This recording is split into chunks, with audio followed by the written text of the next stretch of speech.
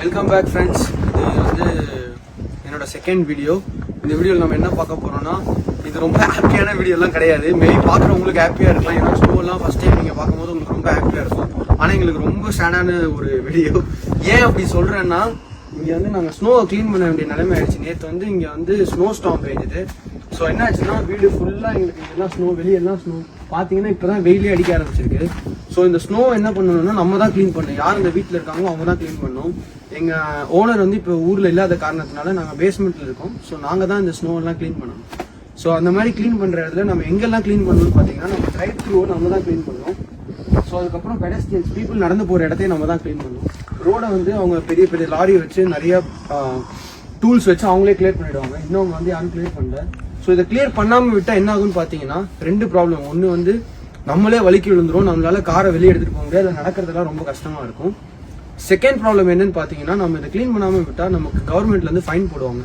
அந்த ஃபைன் எவ்வளோன்னா எங்களுக்கு தெரியாது. ஏன்னா இதே எங்களோட ஃபர்ஸ்ட் வின்டர் இங்கே. ஸோ இப்போ தான் நாங்கள் ஃபர்ஸ்ட் டைம் இந்த ஸ்னோலாம் க்ளீன் பண்ணுறோம். ஸோ இதெல்லாம் எப்படி க்ளீன் பண்ணியிருக்கோம், என்ன பண்ணியிருக்கோன்றதை நம்ம அப்படி பார்க்கலாம். இதனால முடிஞ்சளவு தான் க்ளீன் பண்ணியிருக்கோம். மற்ற வீடுலாம் பார்த்தீங்கன்னா சூப்பராக க்ளீன் பண்ணியிருக்காங்க. ஏன்னா இந்த ஊரில் பிறந்து வளர்ந்து இங்கே க்ளீன் பண்ணி இந்த ஸ்னோ வெதர்லாம் செட் ஆகிட்டாங்க.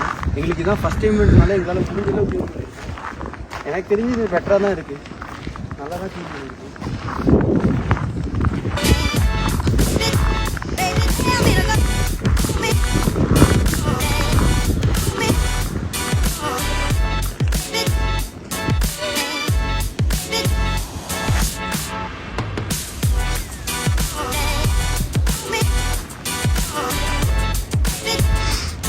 இந்த மாதிரி தான் நம்மளும் காரெல்லாம் க்ளீன் பண்ண வேண்டியது இருக்கும்.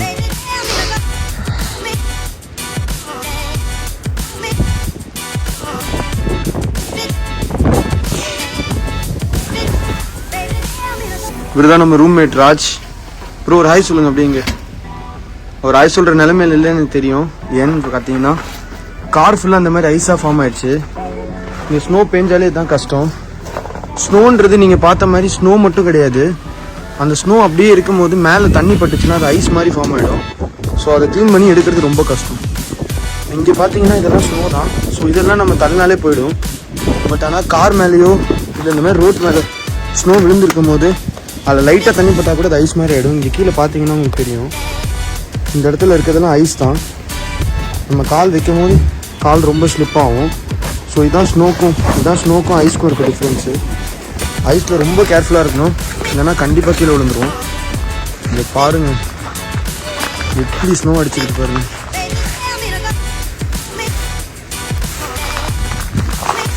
எல்லாருமே அவங்க வீட்டில் க்ளீன் பண்ணிகிட்டு இருப்பாங்க ஸ்னோவை. இப்போ நம்மளும் அந்த மாதிரி நம்ம வீட்டு ஸ்னோவெல்லாம் க்ளீன் பண்ண போகிறோம்.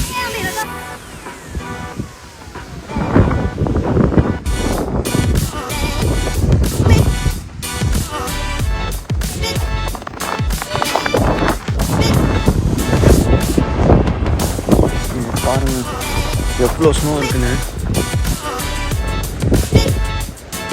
இதுதான் நம்ம வீட்டை சுற்றி ஃபுல்லாக ஸ்னோவாக இருக்குது. அந்த ஸ்னோவெல்லாம் க்ளீன் பண்ணணும். நம்ம வீட்டில் வந்து நம்ம வீட்டை சுற்றி ஸ்னோ பெஞ்சிருக்கும் போது நம்ம வந்து இந்த ட்ரைவ் த்ரூ ஃபுல்லாக நம்ம தான் க்ளீன் பண்ணணும். அதே மாதிரி இங்கே இருக்கிற இந்த பெடஸ்ட்ரியன் வாக்கிங் இது ஃபுல்லாகவும் நம்ம தான் க்ளீன் பண்ணணும். ஸோ இப்போ இதை நம்ம வந்து எப்படி க்ளீன் பண்ணுறோன்னு நீங்கள் என் கூட சேர்ந்து பார்க்க போகிறீங்க. வாங்க பார்க்கலாம்.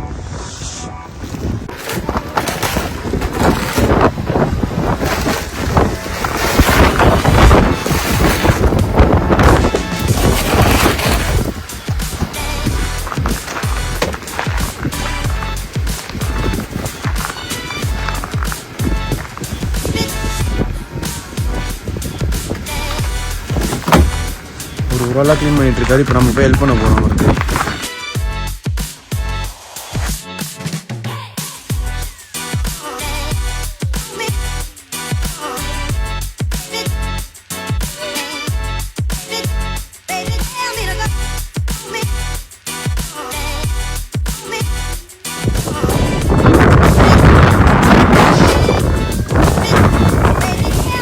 காரை வந்து ரொம்ப கேர்ஃபுல்லாக ஓட்டிகிட்டு வரணும். ஏன்னா கார் வந்து பயங்கரமாக வழுக்கும்.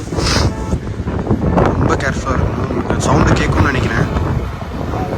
சில டைம்ஸ் பிரேக்ஸ் கூட ஒர்க் ஆகும். நீங்கள் பாருங்கள், பிரேக் அடிக்கும் போது ரொம்ப கஷ்டப்படுறாங்க.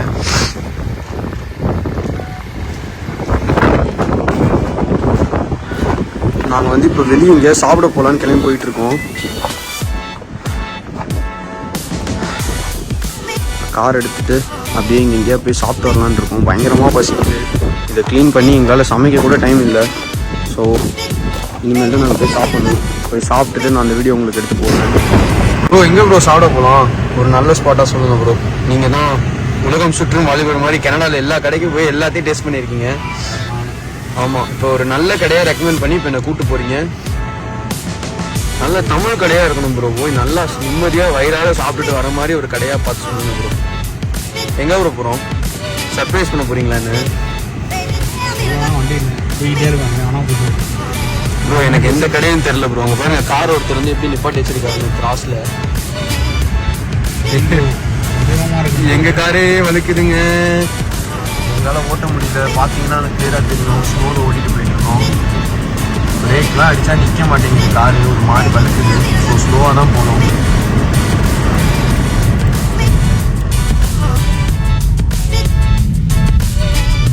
மெயின் ரோடை மட்டும் எப்படியாவது க்ளீன் பண்ணிவிடுவாங்க. ஏன்னா அது ரொம்ப பிஸியான ரோடு, பீப்புள் வந்து போயிட்டே இருப்பாங்க. ஸோ மெயின் ரோடு எப்பயுமே க்ளீனில் வச்சுருப்பாங்க. இந்த மாதிரி சின்ன சின்ன ஸ்ட்ரீட்ஸ் தான் அப்பப்போ க்ளீன் பண்ண மாட்டாங்க. இதில் நம்ம ஓட்டும் போது கொஞ்சம் பெட்டராக இருக்கும் அதை கம்பேர் பண்ணும்போது. ஏன்னா இங்கே பார்த்தீங்கன்னா உங்களுக்கு கிளியராக தெரியும், ரோடு ஆல்ரெடி பாதி க்ளீன் பண்ணி தான் வச்சுருக்காங்க. பாருங்கள், செம்மையாக இருக்கும்.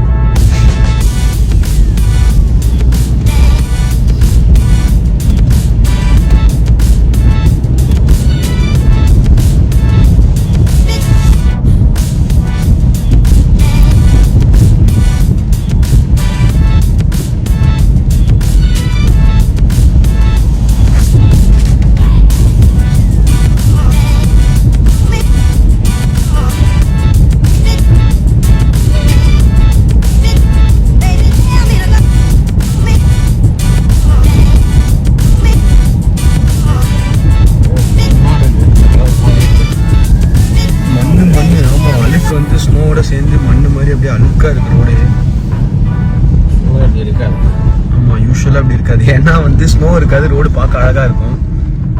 அங்க பாருங்க, அந்த காரை வந்து பின்னாடி பாருங்க எவ்வளவு ஸ்னோவா இருக்குன்னு.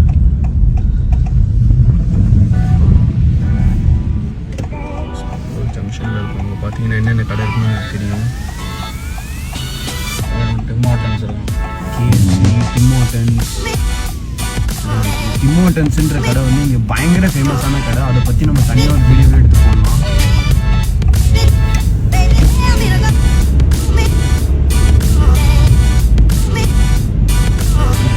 மண்ணாலாம் இருக்காது.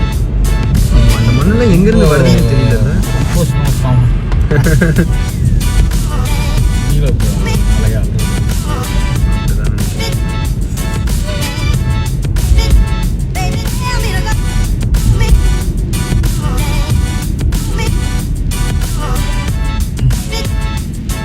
சாப்பிட வந்தோம்.